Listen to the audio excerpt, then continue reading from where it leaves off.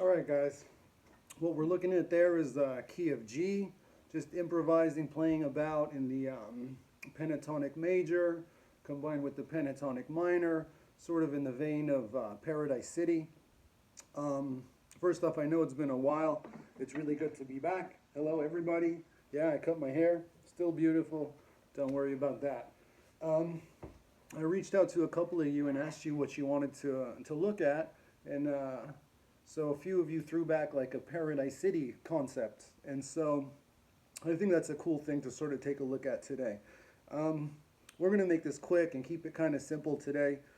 Just give you guys some licks to break down, some new techniques hopefully to make you guys even more awesome than I know you already are. So playing about here, you know, the intention with me and my lessons to never provide a note for note kind of concept, because I don't believe in that. I think that's stupid. I think the true value is in learning to improvise and becoming super familiar with your scales and how they blend together, and to really open up the doors and the parameters for you guys to begin to improvise and express your own ideas. Those of you who know me, you already know all of this, right? So the Paradise City outro end section, it's a really great, it's a great thing to look at. There's a lot of excellent techniques and things that could really help you guys along and teach you to be even better. So what I kind of stumbled on were a couple of really important techniques there that I think are imperative for you to accomplish that sort of vibe. And one of them is kind of this sort of thing, right? So we're using the 3 fingers because it just seems more appropriate, although you're welcome to use your pinky finger as a replacement. You know, either one is good, but I do encourage, you know, work with the 3 fingers for this particular part. Look. So what we're doing basically, it's your pentatonic minor bar. Right, and then when you, we can incorporate the flat fifth, we can replace this note for the flat fifth, excuse me, which will make it look like this. And give it that sort of darker feel, right? And that's when you can replace your, you can start to add the pinky. So let's look at it slowly, look. See, the thing is, playing it slowly, you're forced to pick additional picking. But the idea is when you speed it up and get it up to that speed, you're only picking one time. Like, let's look. It's an upstroke on the high E string. Watch what I'm doing. So what that does is it forces you to use your finger strength to pull off the rest of the notes, right? Right, that's just a pull off. I'm picking this note, and everything else is just being pulled off and slapped on, like. You know, you add a little palm muting to it to give it that aggressive feel, and it looks like.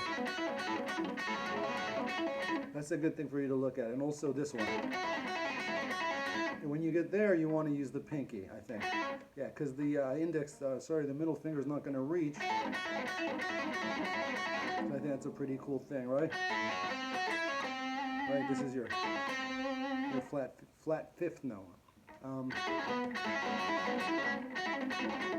Very cool sort of thing. Another thing I want you guys to look at is this sort of concept here. Look. All right, you can do it here. So those are the 4 notes we're dealing with. Well, you can pick them, but again, the idea is the one pick. the one upstroke on the high E string, and the rest you're letting your fingers do the work, right? You build up that finger strength, and this is what's key to start to be flashy and play these really fast, slashy runs. Finger strength, right? This is sort of his philosophy in playing. So look, right? We're picking here, and then these are literally you're hammering on with the pinky, and using that to pull off, right?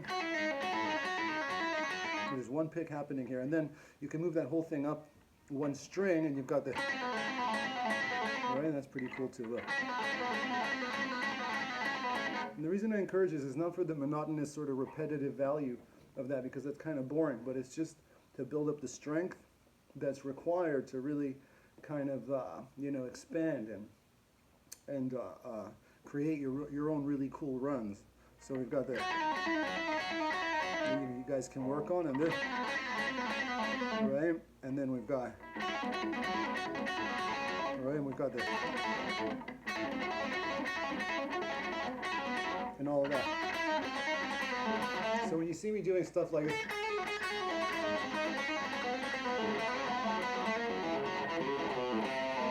right, it all involves those techniques. You need that hand strength, and this is how you build it up, by kind of working on these licks and getting your strength up so that you can just sort of build from there, right?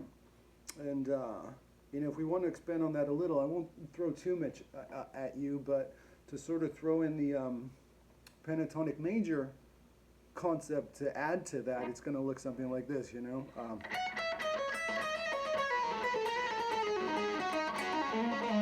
So doing it in the first position.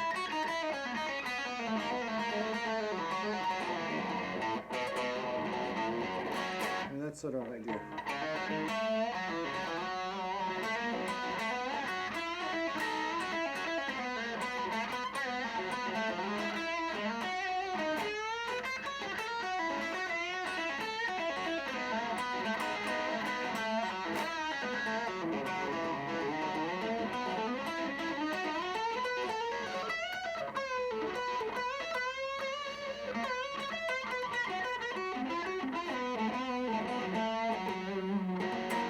That's pretty cool. I know you guys are awesome, and you can slow it down, and any little bits from what I played, you're able to just sort of rewind and pull out, and hopefully there's some cool stuff for you guys to work on there.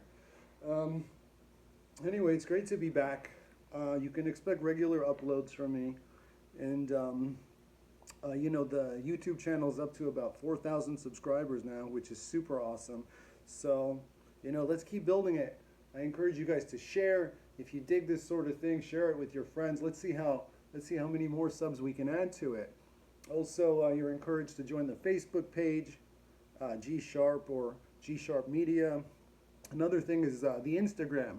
I'd like to start, adding some emphasis to that one as well. Just to point out real quick, there's a G Sharp Media page for Instagram, and then there's a proper, the one you guys want is the G Sharp Media. So if you're looking for me on Instagram, make sure you're subscribing to the G Sharp Media page. Also, I'd just like to add in closing that we're still doing Skype lessons. Any one of you who is interested in doing that, just reach out to me. I'm very happy to work with you. Typically a lot of you message and ask how much does it cost or how does it work, and we typically just do a session, however long it goes, an hour, give or take. I'm very happy.